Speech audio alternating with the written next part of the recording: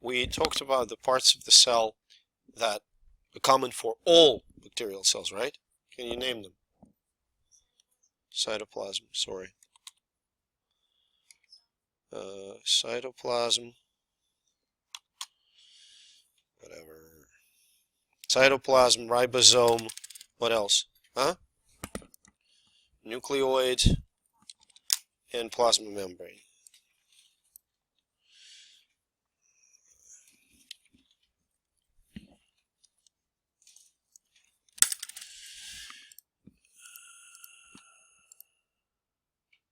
Okay. Let's see if it works now. Should. Okay. So we talked about nucleoid, cytoplasm, ribosomes. Membrane we will talk about inclusions, not in all the cells. The next thing, you are not going to find this slide in your records unless you printed them out like yesterday, and I apologize for that. That's the only slide. I realized that I completely forgot endospores. So it's now the corrected version is on the blackboard. I uploaded it. So you can print out this one page and that's it. Okay. We're going to talk about endospores now. And these are, so this is the endospore.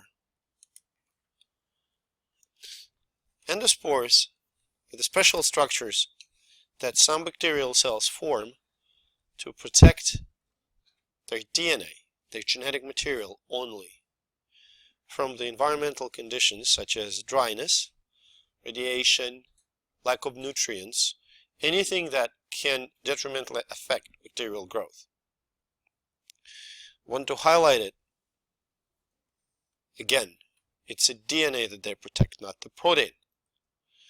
I compare it to the escape pod from the space station. Okay, you're not taking like your favorite hamster and a grand piano in an escape pod. All you take is yourself.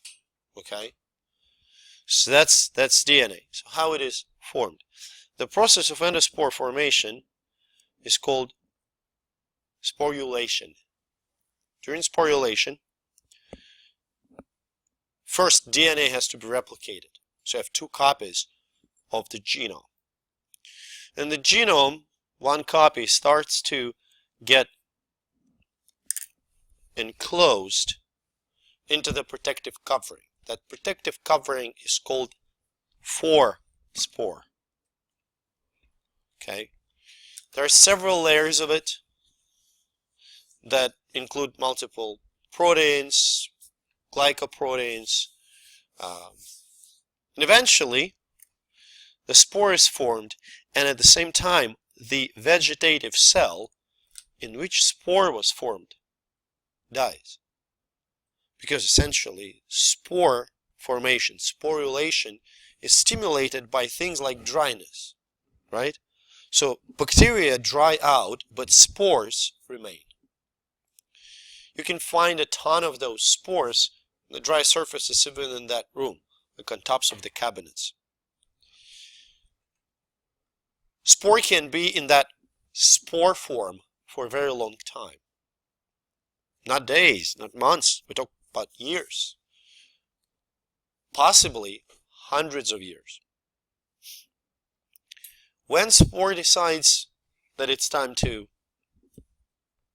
come out as a vegetative cell, the spore perceives the presence of water and nutrients, and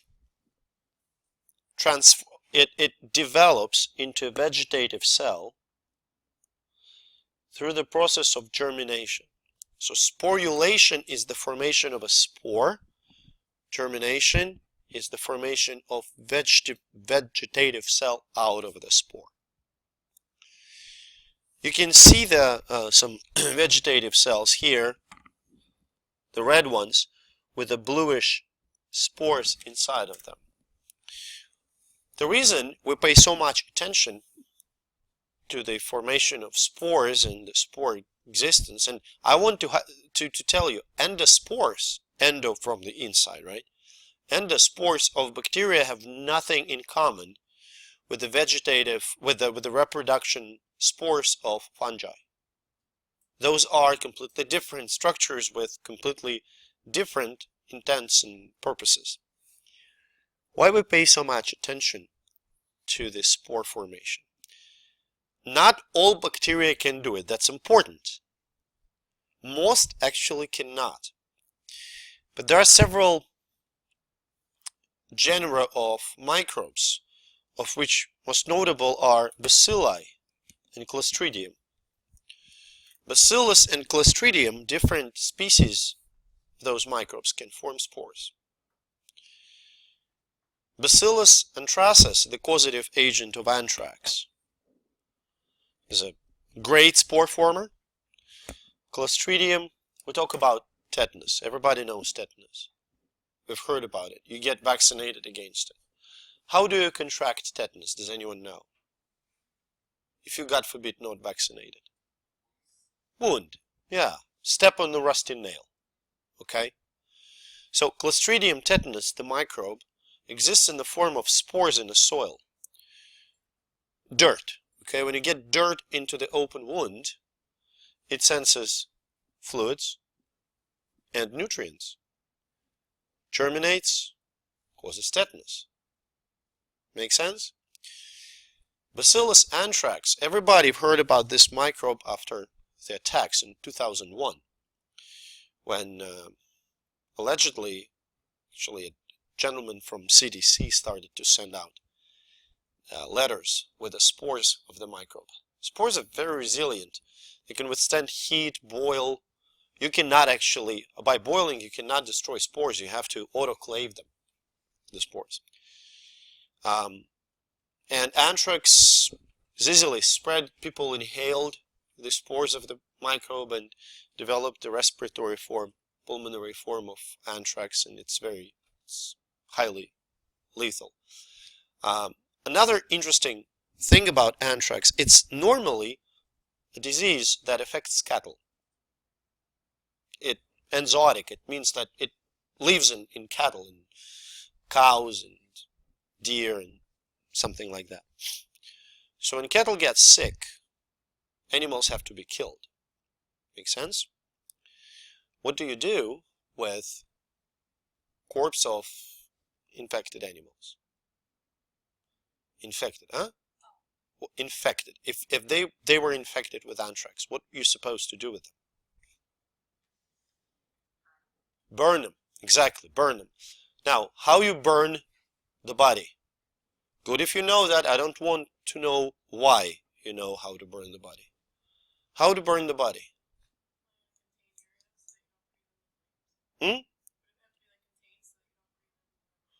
Well, the likelihood of spores surviving the burn is low if you burn them in the crematory, in the proper environment, where you burn them to ash. Imagine you have 2,000 reindeer that you need to burn in the open field. Huh? Even if you dig a pit and will try to burn them in the pit, you will not be able to reach the temperature. Seriously, you're not going to burn the whole body. You need some. So instead of burning the corpse, what they did, and that's what countries do when they deal with thousands and hundreds of animals. They bury them. They dig a huge pit, dump them all in there, and supposedly those pits, those burials, are marked. Like, don't cross the line, blah, blah, blah, anthrax, stuff like that. Well, guess what? This is people, not robots. So those labels get extinct, nobody remembers where the burial is and things like that. This disease is very common among reindeer, and reindeer farming is a common source of income for people who live up in the northern parts of my home country, in Russia. So it's like cattle for them. They get milk, skin, meat, whatever. Now, When reindeer get infected, they get buried, and of course nobody remembers where it was. Moreover, it's the part of the world where there is permafrost. In the summer, permafrosts, well, permafrost may fluctuate, it may thaw a little bit. When it thaws, water goes up. And if burial is not very deep, and usually it is not, the spores of anthrax go up, end up on the grazing fields.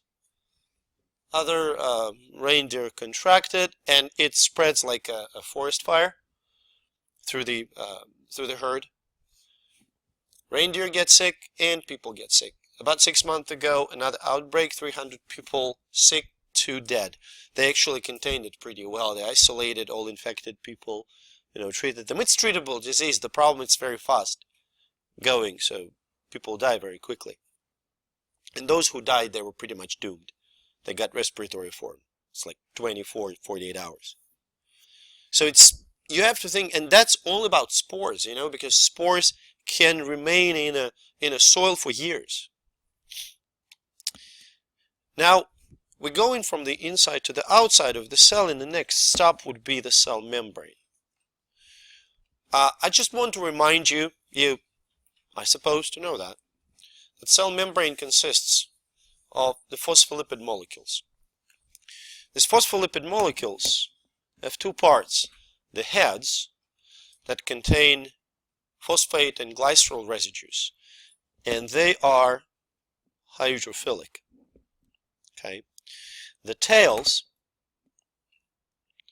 that contain chains of hydrocarbons are hydrophobic. So the whole molecule is called amphiphilic. Amphi means both. Amphiphilic means likes both things.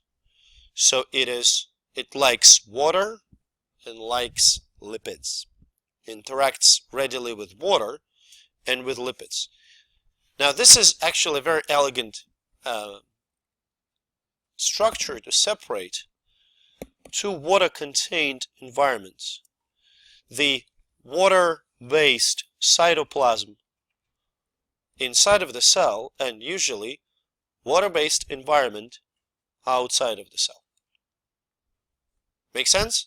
Because if you wouldn't have the hydrophobic part, the hydrophilic heads would just completely dissolve. Okay? So it's like a hydrophobic wall in the disguise of hydrophilic layers. Right? So far, it makes sense for you, I hope. How do we call the transport? Across, yes. So diffusion, that's one way of transporting things across the membrane. When molecules diffuse, in terms of the concentration gradient, which direction do they go? From high to low, yes, down the concentration gradient, along the concentration gradient. Right? Does that make sense to you? Now molecules can diffuse, can molecules diffuse directly through the membrane? Without any assistance, like David Copperfield walks through the Great Wall of China. Can molecules, some molecules, yes, which molecules can diffuse directly? Lipid-soluble molecules, right? Because they can, lipid-soluble molecules, you can see them here, can diffuse directly through the membrane. Because they can penetrate the hydrophobic layer in the center of the membrane. This diffusion, when there is no assistance needed, is called simple diffusion. What is the way to get across the membrane for water-soluble molecules? How they can do it? No, don't get mixed up the signaling and the transport. So how water-soluble molecules can cross the membrane? Wait. So far we talk about diffusion. So we talk about going from high to low. So wait for the active transport.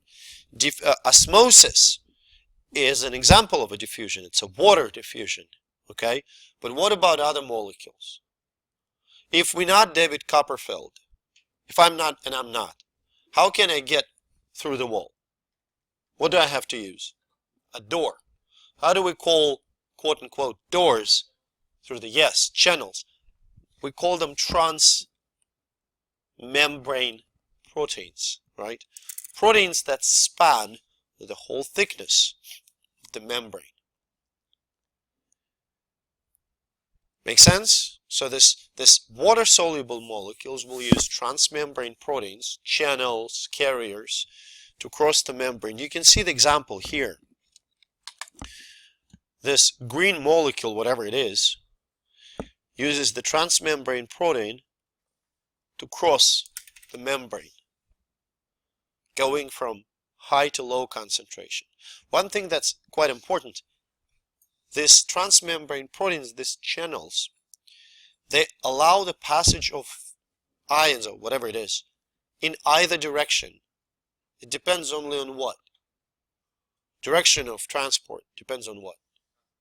Concentration gradient, yes. Active transport. What's the difference between diffusion and active transport? Exactly. For active transport, cells have to use ATP.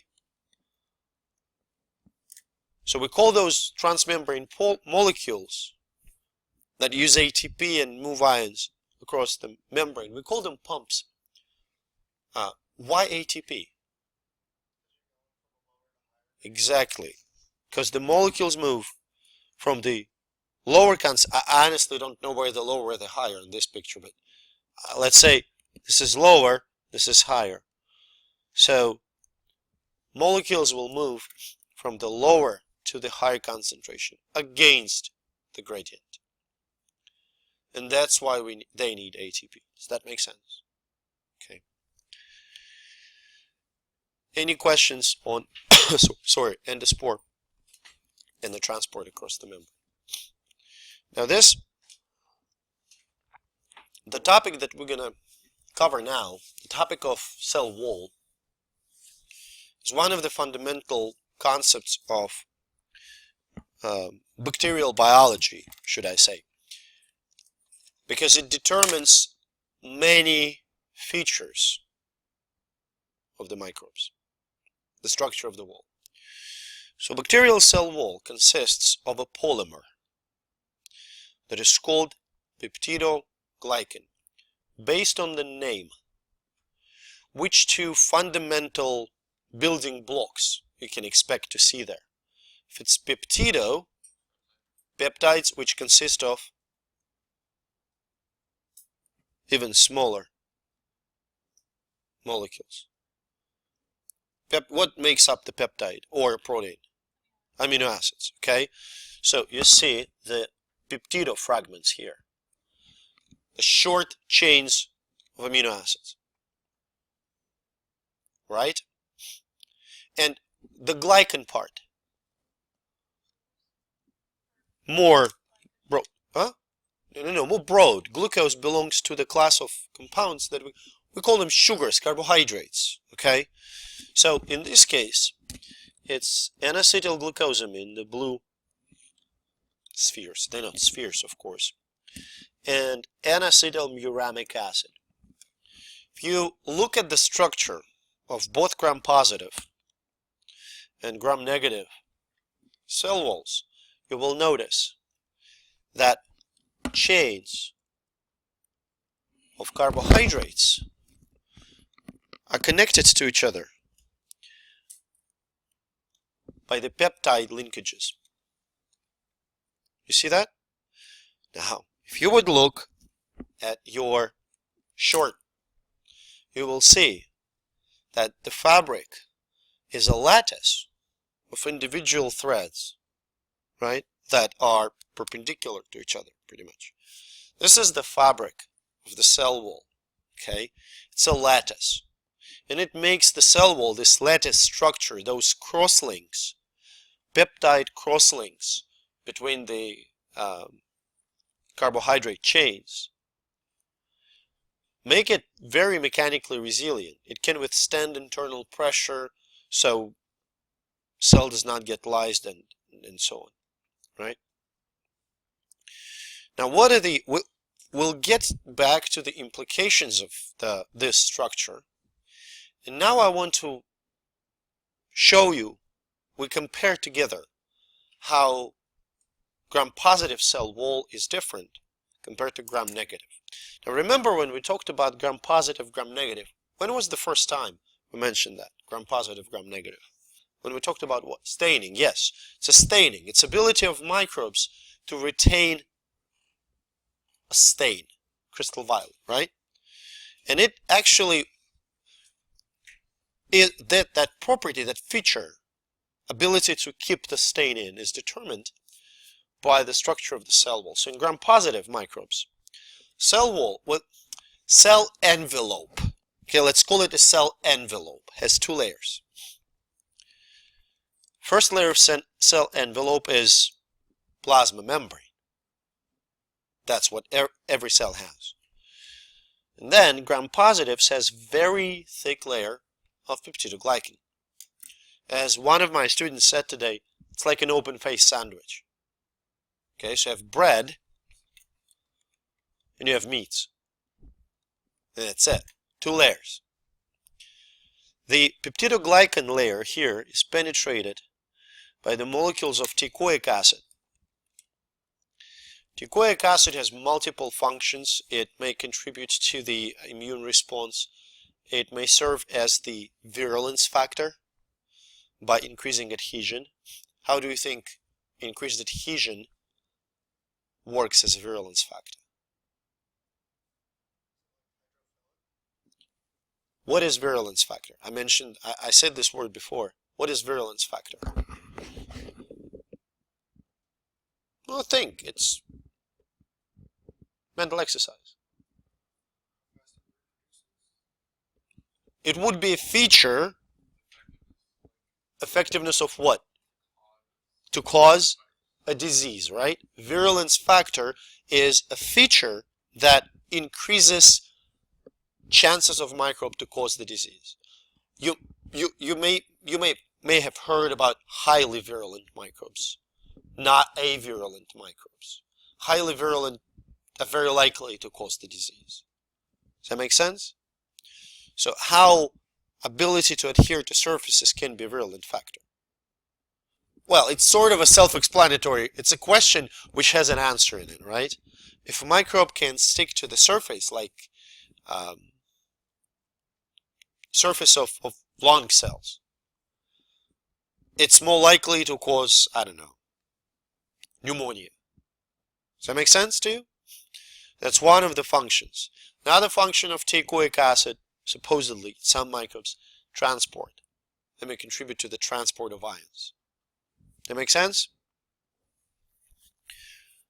If you would look at the structure of cell covering, cell envelope in the gram-negative bacteria, you're going to see that it has, that cell covering has three layers. First layer, again, is the membrane. Second, it's a fairly thin cell wall, peptidoglycan cell wall, again, but thin now, much thinner than it is in gram-positive cell. And the outer membrane, so that would be your classical sandwich, two pieces of bread with meats in between, right? So I have two membranes, inner membrane and outer membrane, with a cell wall layer in between. Okay, we're good so far? The molecules that are unique for gram-negative microbes are the murin, which attaches the external outer membrane to the cell wall. Porins. Porins are pretty much channels that allow transport through the outer membrane.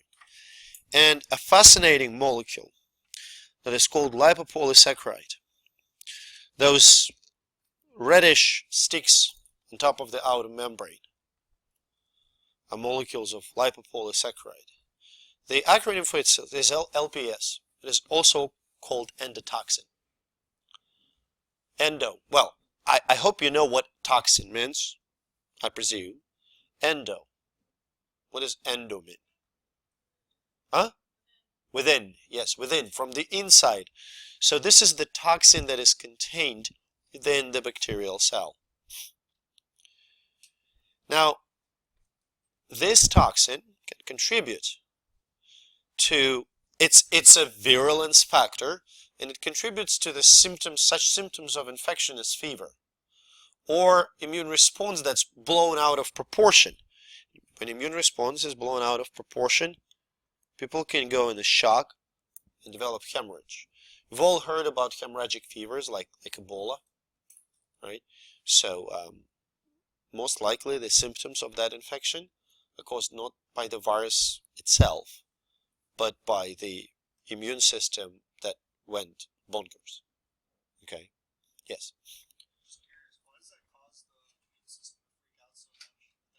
If we would know. If we would know. One of the ideas that I've read about, it binds to the proteins, probably bacterial proteins, and presents what is called a super antigen. It activates T cells because of the shape and size much better than any other antigen. Normally, when your immune system responds to the infection with a single pathogen, the tenth of a percent of all T cells are activated. In a shock syndrome, up to 40% of T cells are activated. So imagine that you get stopped by the police for speeding, but instead of one guy who comes over and writes you a ticket, you have an entire SWAT team of all SWAT teams of Cuyahoga County storming your car with all firepower that they have. So I mean, you're pretty much gone. That's what happens in the body in an immune response that when blown out of proportion. I mean, your tissues die because of your own cells destroying them. Does that make sense? Now, why we pay so much attention, before we move on, why we pay so much attention to the structure of the cell wall? Well, first of all, specific structures, differences in structure between gram-positives and gram-negatives contribute to slightly different immune responses. Lysozyme, the non-specific antimicrobial protein that contains in body secretions like saliva or tears, breaks down peptidoglycan chains, peptidoglycan lattice. But what is more profound is that we have antibiotics that interfere with the synthesis of peptidoglycan. Now let's think for a second. What will happen if we somehow will obliterate these peptide linkages? If we will remove them, if we will prevent them from forming, what's going to happen to the cell wall? How will it change? It's going to be permeable, it's going to be weak, right? And essentially cell will lyse because of the internal pressure. Antibiotics that do it, the one that you know is penicillin. You probably have heard about ampicillin, amoxicillin. Those are derivatives of ampicillin, so-called beta-lactam antibodies. Cephalosporin, ceftriaxone is one of the examples of cephalosporins. Vancomycin. Those are antimicrobial drugs that affect specifically synthesis of a cell wall. Which type of microbes will be more sensitive to such drugs? Gram-positives, gram-negatives, what do you think? You think negative. Can you tell me why? There's less to break down, but there is one factor that actually will keep them from lysing. Yeah. So it turns out, Yeah, it's harder to, so for those drugs, it's harder to reach the gram-negative membrane, gram-negative cell wall. Turns out that gram-positives, which rely entirely on that thick peptidoglycan cell wall, are way more sensitive to drugs like penicillin or vancomycin. Okay, and have you heard about MRSA, methicillin-resistant Staph aureus? Methicillin is a drug that affects synthesis of the cell wall. It was used so widely that now we have resistant strain. What antibiotic first choice to treat MRSA? It's vancomycin, another one that affects synthesis of the cell wall. If you work in the healthcare settings, you may have heard about VRE. No? It's vancomycin-resistant enterococcus, another gram-positive microbe that was treated with vancomycin so frequently that it became resistant. Right?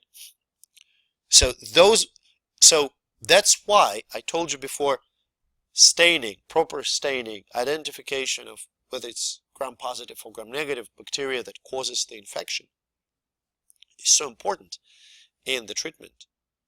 Because if you're dealing with gram-negative, maybe you should spare penicillin or vancomycin and try something else. Okay? That makes sense. So, going back to the LPS, to the endotoxin. It's a molecule that contains of two carbohydrate fragments, the antigen, O antigen, the core carbohydrate, the lipid A. It contributes to the pathogenicity in a way that it causes the fever. These molecules, the LPS, this molecule is called a pyrogen. Okay, fever-causing molecule. And the detection of LPS in drugs becomes very important. Now imagine for a second that you have a patient that requires IV drip, just saline. You don't have saline, you have water and salt. You know the amounts, you can mix them. You have autoclave, so you put it in the tube, or bottle, sorry, stick it in the autoclave, run the autoclave, let it cool down. Put the drip up and, in an hour from the start, your patient develops fever, really high fever. After autoclaving, your solution, the IV drip, is it sterile? Did you kill everything inside? Did you kill all the microbes inside? 40 minutes of autoclaving, 120 degrees Celsius, 2 atmospheres. But believe me, everything is dead. Everything, every living thing that was inside is dead. The problem is that when gram-negative microbes die, they disassemble, fall apart. And one of the parts that is falling off is this part. And if you have free LPS in the fluid and you inject in the patient, believe me, patient will run fever, no worries. So you have to test your injectable preps for pyrogenicity. The traditional method is rabbits. Inject IV your drug, you inject your drug IV into the rabbit, which is a task itself. It requires bravery, strength, and usually 2 people. Because when you hold, when we had to inject, I didn't dare to inject, I held the rabbit, and it was a lot of work. Because you have to make sure that it doesn't move, and you have to make sure that you don't break its neck, which I often wanted. And another person actually injects. They're really aggressive. They're nasty and aggressive animals.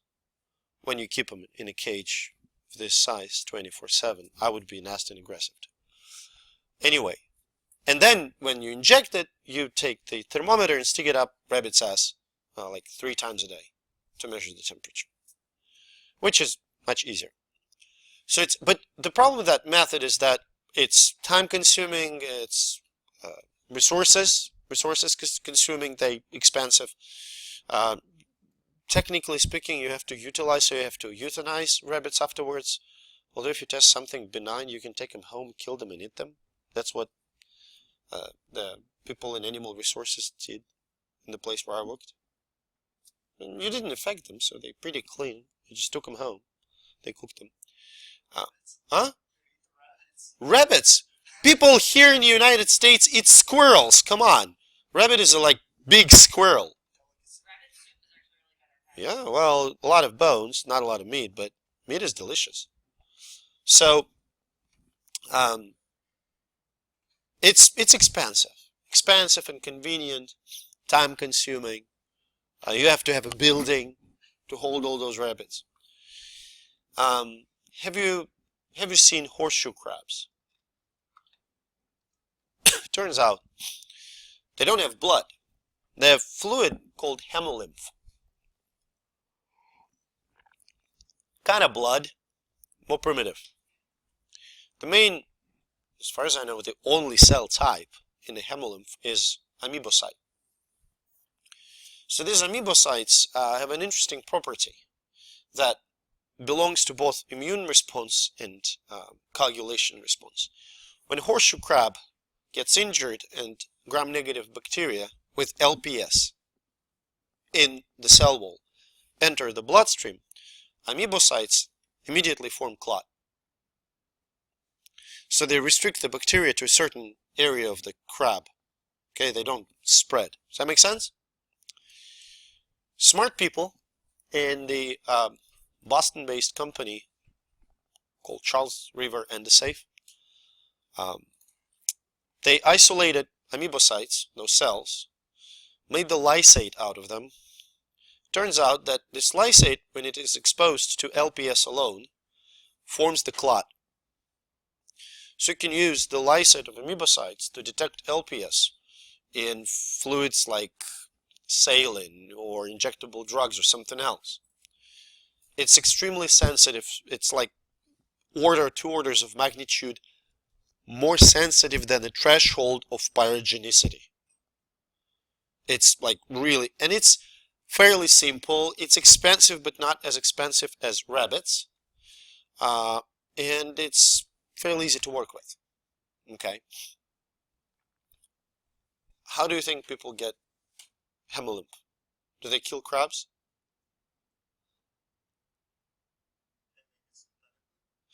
No, I don't think they know the components. It would be a great idea, but no, they don't make it synthetically. It's much simpler. Every year there's a huge migration of horseshoe crabs on the shores of Massachusetts. So they collect crabs, bleed them, not to death. They kind of drain like 25% of hemolymph and then release them back in the wild.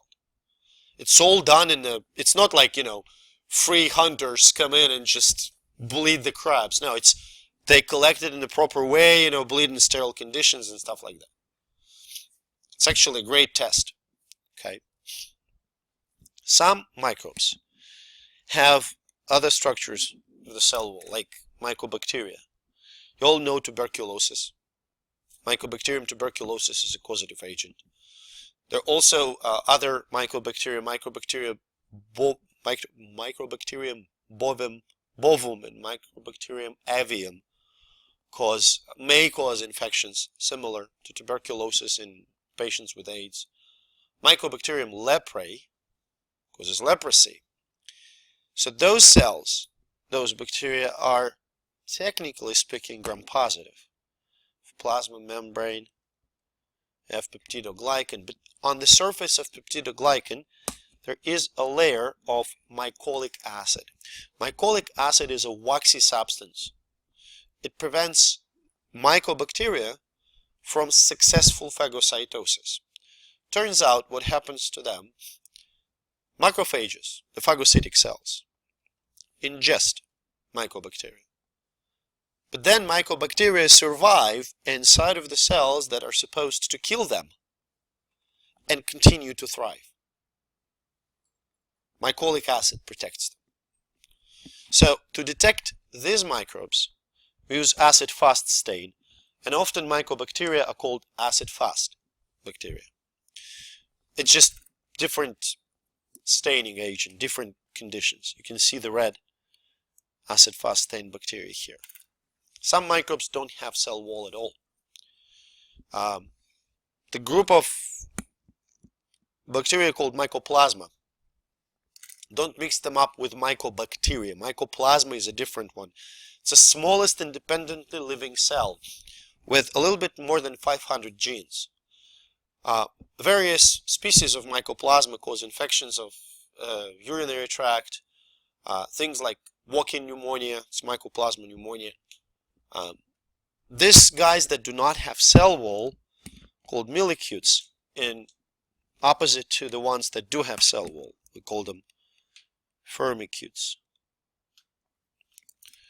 Okay, obviously they do not have a specific shape. They may change it a little, but mycoplasma are very, very small. We can't see them with the light microscope, surprisingly. We have to at least add fluorescent label to see them. Archaea have very different structure of the cell wall. They don't have peptidoglycan. Instead, they may have glycoprotein or even just polysaccharides to compose they wall. Okay.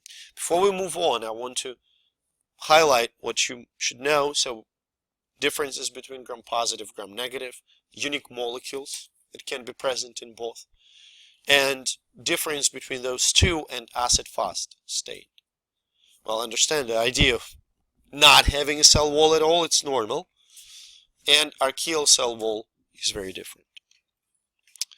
Glycocalyx is the covering outside of the cell that consists of carbohydrates. It's not in all bacteria, but in ones that have it, glycocalyx, in the form of slime layer or capsule, can be an important virulence factor. Capsule is usually more solid, rigid.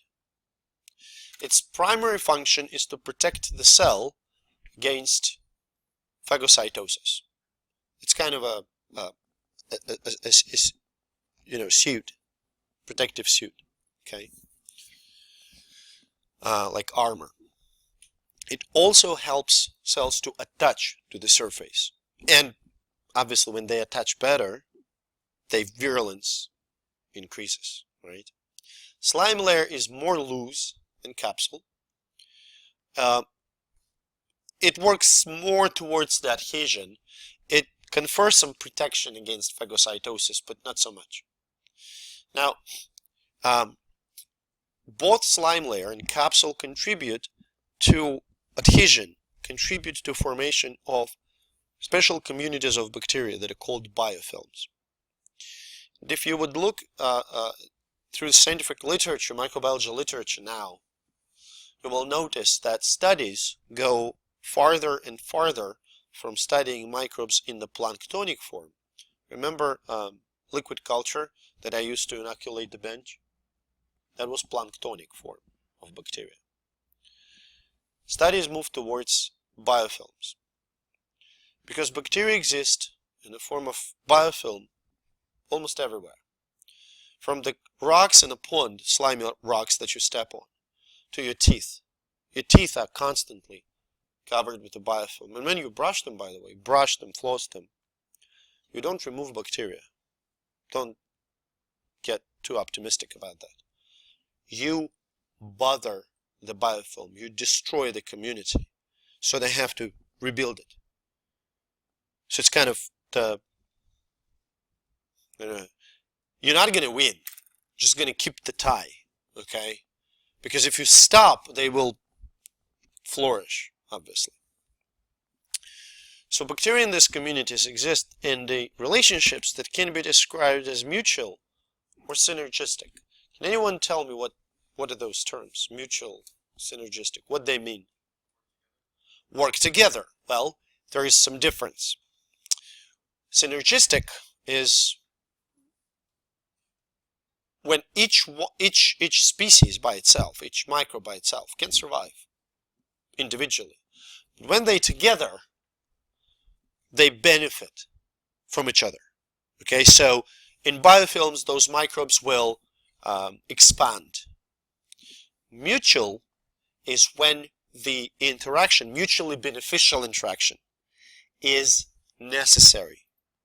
When one cannot survive without another and vice versa. Make sense?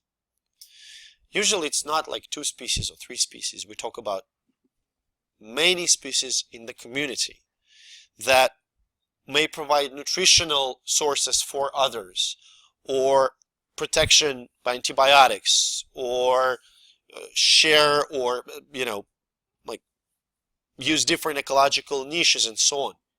So biofilms is the most common form of existence of bacterial communities. It's all very exciting. Biofilms, slimy rocks in the pond. What relevance does it have to the clinical experiences? Well, teeth. That's number 1. Number 2, prosthetic joints. It's just an example, not that they restricted only to 2. So prosthetic joints,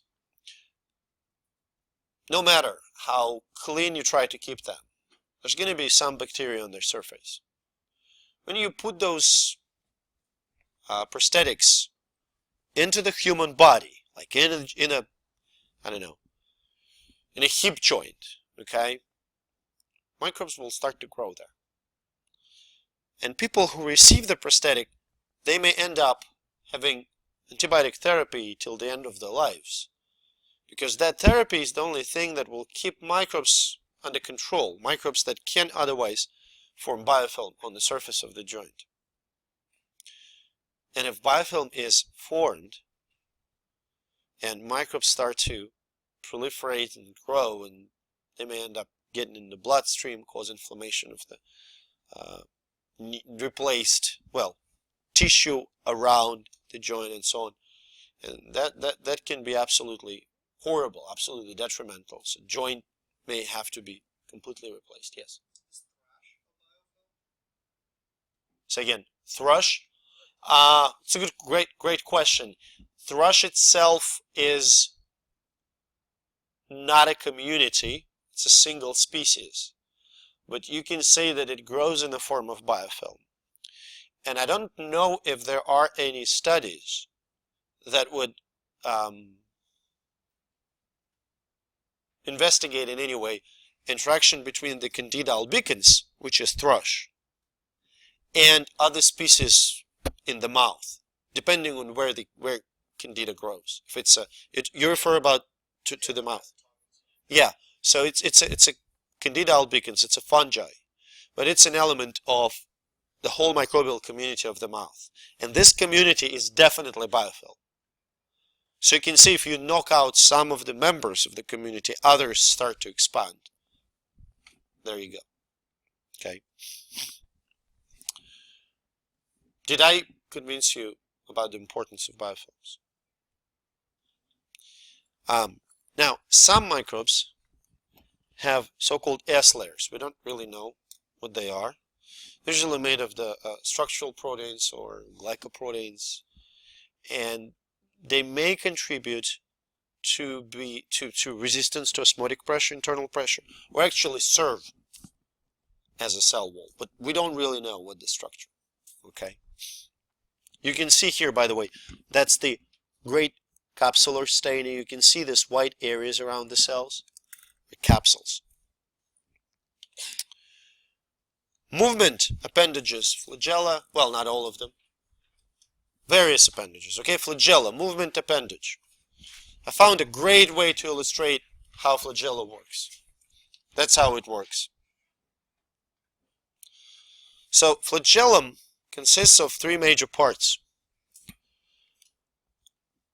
The motor, my hands, the hook, part of flagellum that spans through the cell envelope, so this part, and the filament. The difference, I don't have a filament attached Okay, but imagine it is attached. So it works like a propeller. Okay, this picture can scare the shit out of any student, I understand. Do we have to know all of that crap? My answer is no. You don't really have to know the details about the MS ring or type 3 secretion system, what their roles are in the flagellar movement, or differences, structural differences between the gram-positive and gram-negative flagella. Okay? You have to know the structure, the motor, the hook, and the filament. And one interesting thing that I want you to understand is what provides energy for movement? ATP, yes. The question is how. If you recall the ATP synthesis process, the aerobic respiration, in the end there is a step when hydrogen ions diffuse through the transmembrane protein, and energy of this diffusion is converted into the chemical energy in the ATP. This transmembrane protein is called ATP synthase. So it's like, when you go from high to low, at the end of this low, this ball is going to have energy, right? Same goes for this protons, these hydrogen ions. So in this motor, ATP fuels the hydrogen pump that creates the gradient of hydrogen ions, and when they diffuse, that diffusion energy then fuels up the rotation of flagellum. Make sense? Flagellum can be arranged in different way. It can be monotrichous, one flagellum and one pole. Amphi, remember both, amphitrichous, flagella on opposite poles. Lophotrichous, a bunch of flagella. And peritrichous, flagella all over the cell. Any idea what trich means? T-R-I-C-H. It's a Greek word, huh? Hair. Hair, yeah. So it means hair. Now that's flagellum, that's movement. That's one and only function of flagellum. Fimbriae are short protein-containing structures on the surface of the microbe, like a brush, okay? The function of the fimbriae is attachment. And you can see how fimbriae can be a virulence factor, right? Because if fimbriae increase attachment, they will increase chances of the microbe to invade the tissue. It's actually having or not having fimbriae may alter microbial virulence. Same goes for flagellum. Do you think which microbe will be more virulent, one with the flagellum or without it? With the flagellum, because it can move towards chemicals, and we'll talk about it. Pili. You can see pili here. It's a protein made structures, like tubes, that connect to bacterial cells. Why? This happens in the process of conjugation, also called bacterial sex. Now, what is the evolutionary meaning of sex? Well, you can reproduce by division, right? Well, huh? Second? Yes, exchange of genetic information. That's the advantage of sexual reproduction versus asexual reproduction. Right? Now, bacteria obviously do not have sexual reproduction in the classical way. They don't have males and females. So, relying on mutations in terms of genetic diversity is a lousy way.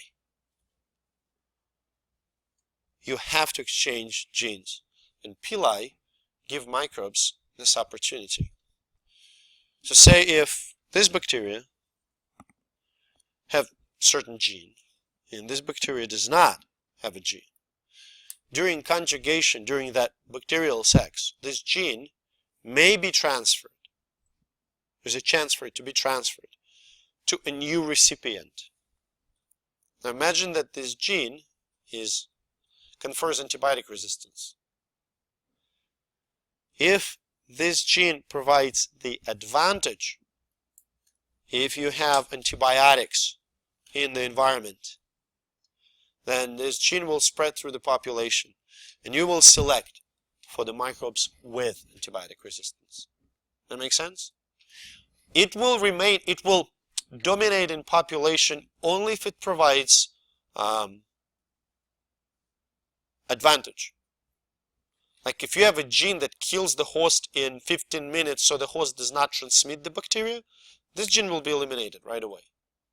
Make sense? Because bacteria will not be transmitted. But if it provides evolutionary advantage, then so be it. Does that make sense? You see the difference in structure, in functions between flagella, fimbriae, and pili? Movement, that's the last thing that we're going to chat. Microbes are not people. They don't just go, oh, I'm going to go this way, or I'm going to go this way. They go somewhere. They have a direction. Right? So when flagella moves in a counterclockwise fashion,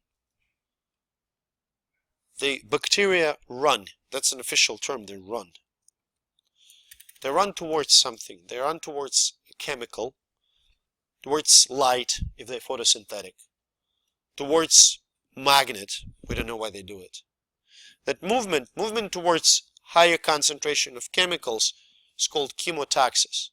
It's like putting the announcement on the walls that at 4 p.m. today there's going to be free pizza at Breakers. Okay, people will move towards food. So bacteria move, yes. Chemotaxis is a movement of bacteria towards the increasing concentration of a chemical. Chemoattractant. Okay? Chemoattractants can be different for different microbes. Phototaxis would be movement towards the light. Does that make sense? Magnetotaxis, towards the magnet. Does that make sense? Now, important microbes don't. Now, when flagella rotates clockwise, microbes tumble. Now, this movement, the tumble movement, can be seen as chaotic, but it's not. At the tumble moment, bacteria orient itself along the gradient. That makes sense? Because if you think about the size of the cell, what we perceive at the macroscopic scale is the linear gradient. On the scale of bacteria, the changes in the levels, so levels can fluctuate. So we're not going to see the movement like this. The chemotaxis, if say concentration here is high, concentration here is low, the chemotaxis will look something like that. Okay? Does that make sense? It doesn't go like Usain Bolt in a straight line. It takes turns. Does that make sense? Any questions on this part? Not really? Okay. Sampling time.